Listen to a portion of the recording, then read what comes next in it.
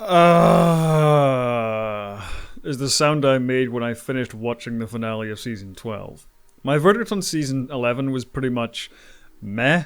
I still think Jodie Whittaker is terrific and she's giving it her all in a role she clearly enjoys playing, but there were a lot of issues in Season 11 which I held out hope would be improved. I wasn't thrilled by it, but I also didn't despise it. There was potential for some really good Who in the future, so I was keen on seeing if showrunner Chris Chibnall could deliver the goods. Now at first this season kicked off well. The opening two-parter Spyfall was an enjoyable, if a little clumsy sci-fi thriller story. It looked great, it was paced well, the sci-fi elements were pretty interesting, and the mystery was enticing. Instead of the slow, mediocre trudges through good in-concept ideas, shaky in execution storytelling, Spyfall felt fresh and exciting again. The interdimensional beings, despite being made entirely out of light, actually came off as pretty scary and intimidating, especially when they started forcing their way through the TARDIS doors. It was also awesome to see Stephen Fry and Lenny Henry pop up as guest stars. I only wish we could have gotten more Fry, but his sudden death was a nice shocker. Lenny Henry was also a surprisingly great bad guy. The great balance of theatricality, gravitas, and hint of dark humour is perfect for the kind of wackiness typical of Doctor Who. And of course we have a new master in Sacha Dhawan,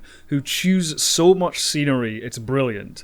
It's funny considering so many Whovians regard Eric Roberts' master as a low, when it's so clear John Sibb, Michelle Gomez, and Sacha Dhawan owe so much to his incarnation. The master is cartoonishly evil with an absurd shrinking gun, and I love it. The performance is just so enjoyable. Part 1's globe-trotting spy pastiche was fun, and Part 2's race through time continued a great ride. My major gripe with it though is that, like The Woman Who Fell to Earth, the Doctor solves the problem of defeating the alien invaders entirely off-screen. It feels like a cop-out rather than a proper resolution. Part 2 was also weaker as it started the unfortunate trend of the Doctor's companions having literally nothing to do. In Part 1 they were plenty busy, but from here and until the last episode, Yaz, Ryan and Graham all turn into props.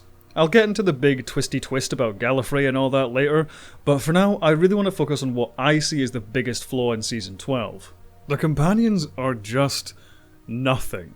In Season 11 I mentioned how, with 3 companions, the writing often favoured 2 of them in terms of dramatic focus, which left Yaz with very little to do most of the time. And while I held out hope she would get her time to shine next year, instead, the problem spread to everyone. Yes, they do a lot of stuff in the plot, but when it comes to actual dramatic material for the actors to sink their teeth into, there's pretty much nothing. We just don't get a sense of who these people are, why they enjoy travelling with the Doctor, or why they even like each other. I try not to rely too heavily upon comparisons to previous eras for fear of not meeting a showrunner's new material on their own terms, but I have to make an exception here. During the Russell T Davies era, my favourite era personally, by the end of Season 1, the Doctor was on first-name basis with his companion's mum. In the space of about 1 minute in her debut episode, we totally grasped who Rose was and the kind of life she led. We understood what meeting the Doctor meant to her and how it changed her. In The End of the World, we see her question the Doctor about who he is, and they grow closer. In Dalek, Rose gets to see the Doctor unhinged and mad with rage and helps him reconcile some of his feelings. In Father's Day, the Doctor and we, the audience, learn about her father's death and the impact that's had on her life and the lives of her family, and I could go on and on.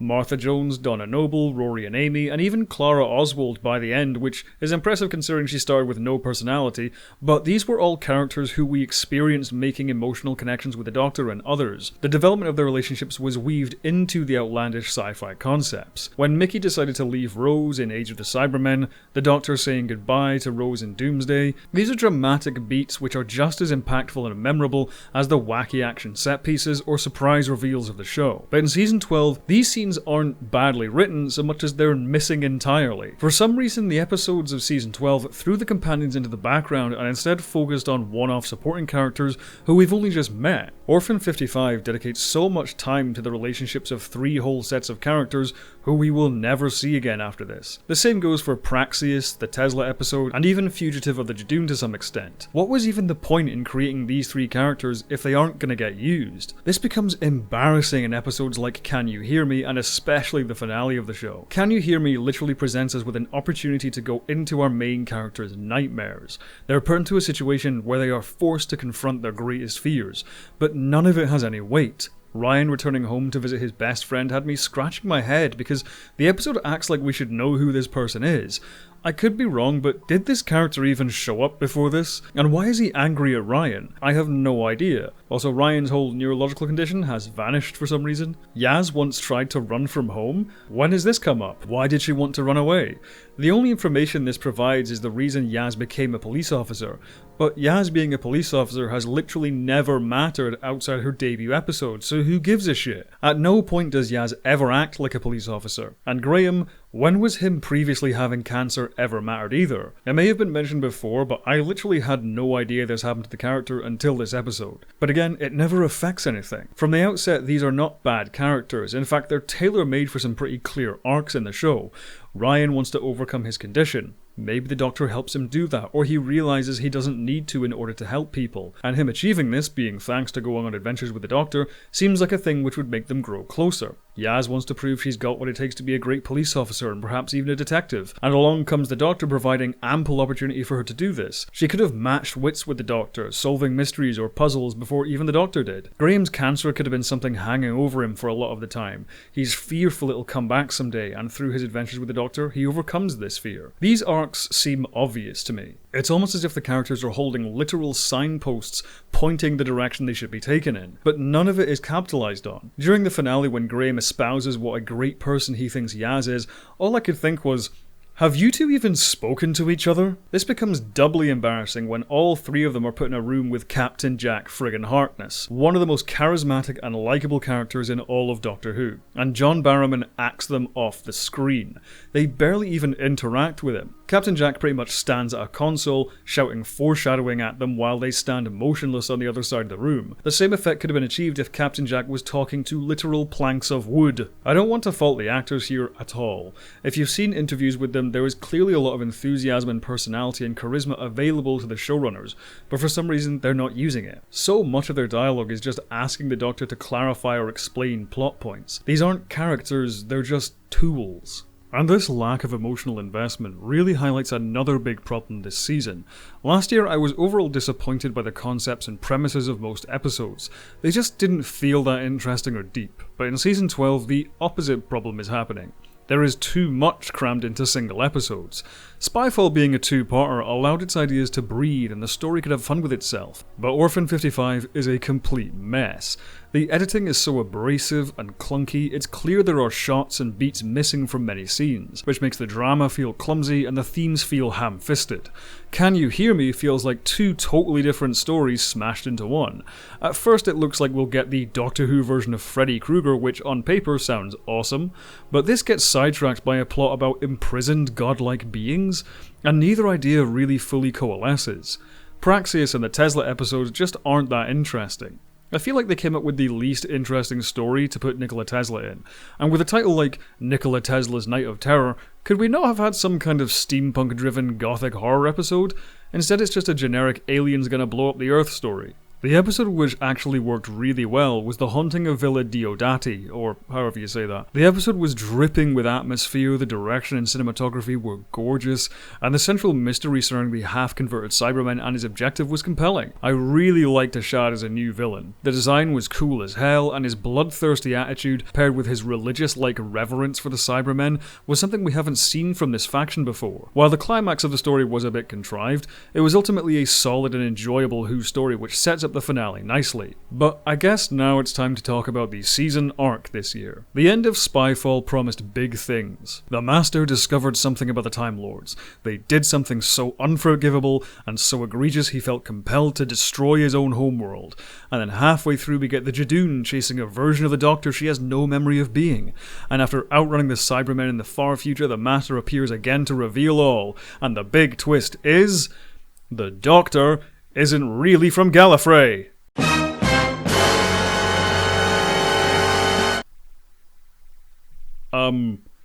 Yeah? So what? The Doctor is the much talked about timeless child, sure, and the Time Lords figured out regeneration from her, okay, and she's lived many more lives which she doesn't remember, fine. So what? Yeah, it's not very nice that the Time Lords pretty much abused a child to obtain this power, but what does this actually change? The Master literally said as the cliffhanger, everything will change forever. How exactly does this change anything? Yes, it adds a few paragraphs to Wikipedia, but this doesn't change the Doctor. This doesn't change her feelings toward the Time Lords. This doesn't change what the universe thinks about the Time Lords. And why exactly did this make the Master destroy Gallifrey again? Because a piece of her is in him? Like, dude, you were already the same race. Your DNA was already quite similar. But coupled with the crushing disappointment of the twist, all of this information is literally just dumped on the Doctor as she stands motionless in a room for 45 minutes. The twist is weak, the delivery is weak. The companions once again do nothing other than go from plot point to plot point, a cool new villain is reduced to a punchline, the Master's ultimate universe-conquering scheme has no consequences whatsoever, and the Doctor is in jail now, I guess. You know, when I wasn't thrilled by Season 11, I still gave Chris Chibnall the benefit of the doubt. After all, Capaldi's best season was his last season. Sylvester McCoy's first season was also pretty rubbish. Maybe they could turn things around and live up to the potential, but this was it. This was the big swing for the fences. All the potential was there for an epic, awesome season of Doctor Who. Great villains, returning fan favourites, big shake-ups to the universe of the show, and an extremely talented lead actor who was giving it her all. But the villains fizzle out, Captain Jack is confined to a single room and doesn't even meet the Doctor, the big twist is a letdown, and Jodie Whittaker is trapped in poor scripts and bad storytelling. Did it suck?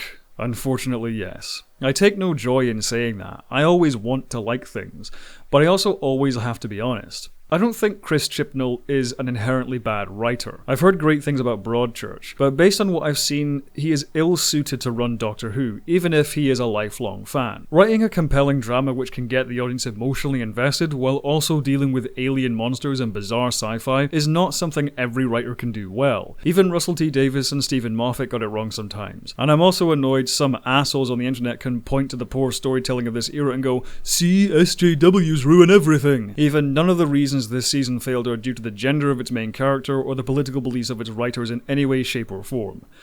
They just dropped the ball this time. Thank you for watching. I'm forgoing the usual Q&A segment as this video ran much longer than I expected. If you like my videos, feel free to subscribe and hit the bell icon to stay up to date on all my new uploads. Over on my Patreon you can see videos early. Speaking of which, I'd like to quickly thank all of my patrons who are now appearing on screen. Have a good one, and as always, live long and prosper.